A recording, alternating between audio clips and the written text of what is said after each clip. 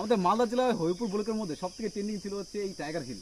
এই শীতের সময় এটা খুলেছে, সবাই চলে আসছিল, শুধু আমি বাদে। সেই ক্যান্দাপুকুর শুরু করে আমরা তিনজন বাইক ঢোকাতে দেবে, চলে আসছি।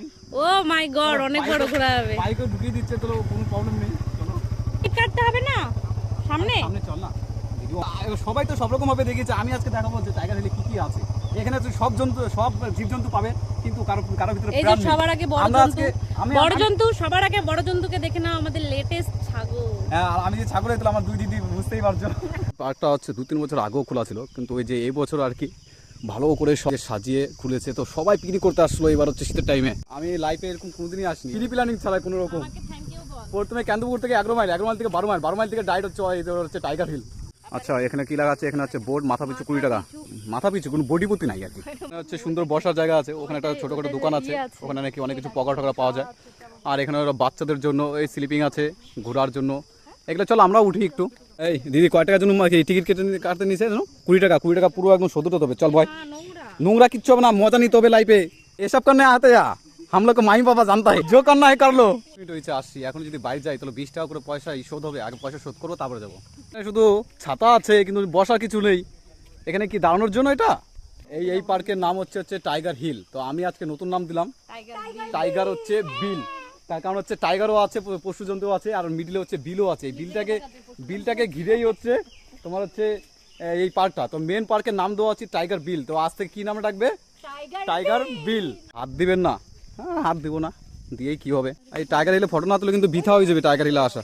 এই আই লাভ টাইগার হিলে একটা ফটো তুলি, একটা টাইগার হিল। আসো, তোমরাও মজা পাবে, আমাদের লোকাল এরিয়ার মধ্যে খারাপ নেই, ভালো প্রাকৃতিক পরিবেশ ঘুরতে পারবে। পাহাড় ছিল না কিছুই এখানে, হচ্ছে অ্যাকচুয়ালি জায়গাটা প্রচুর উঁচু জায়গা, দেখো আর কতটা নিচ থেকে আমরা আসছি।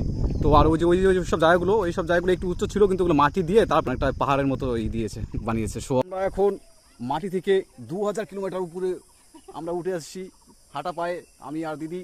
দেখতে পাচ্ছ এত বড় মানে পাহাড় এলাকা আছে, আগে কোনো দেখিনি। ওটা কি, ওখানে কি খাওয়া দাওয়া দেবে নাকি? সব থেকে বেশ আকর্ষণ হচ্ছে যে ঢোকার প্রথমেই এই ব্রিজটার ওখানে হচ্ছে পাহাড় এলাকার মতো হচ্ছে কাপড়টা দিয়েছে, এটা হচ্ছে সব থেকে বেশি আকর্ষণীয় এখানের টাইগার হিলের। আমার কাছে ভালো লেগেছে। আসার কি দরকার ছিল, যখন 2 পা হেঁটেই তুমি হাঁপিয়ে যাবা। আরে টাকা তো শোধ করতে হবে, টিকিটের দাম তো উঠতে হবে। তবে আমার মতো যারা প্রকৃতিপ্রেমী তাদের জন্য এই পার্কটা ঠিক আছে। এখানে আসবে 2-3 ঘন্টা কাটাবে প্রকৃতির মাঝে, ভালো লাগবে। বোট চালাতে পারো, স্নান করতে পারো, গামছা নিয়ে আসবে।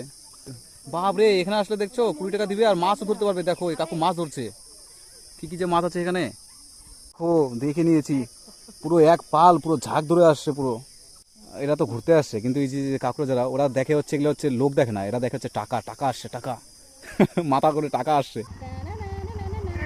আমাদের ঘোরা কমপ্লিট, মিনিমাম হচ্ছে 1 ঘন্টা ছিলাম, 1 ঘন্টা ছিলাম, 1 ঘন্টা ছিলাম। তো দেখা হয়ে গেছে টাইগার হিল। অনেকের ব্লগে দেখেছি, ফটোতে দেখেছি, গোটা ফেসবুক জুড়ে। ফাইনালি আমি আসলাম। আমার অবশ্য এত পরে আসা ঠিক হয়নি, আমি একদম ব্লগারের লোক। চলো টাটা, বাই বাই। প্ল্যান ছিল অন্য কিছুর, প্ল্যান হয়ে গেলো অন্য কিছু, তো ভালো কিছু হয়েছে। দেখা হচ্ছে নেক্সট ব্লগে।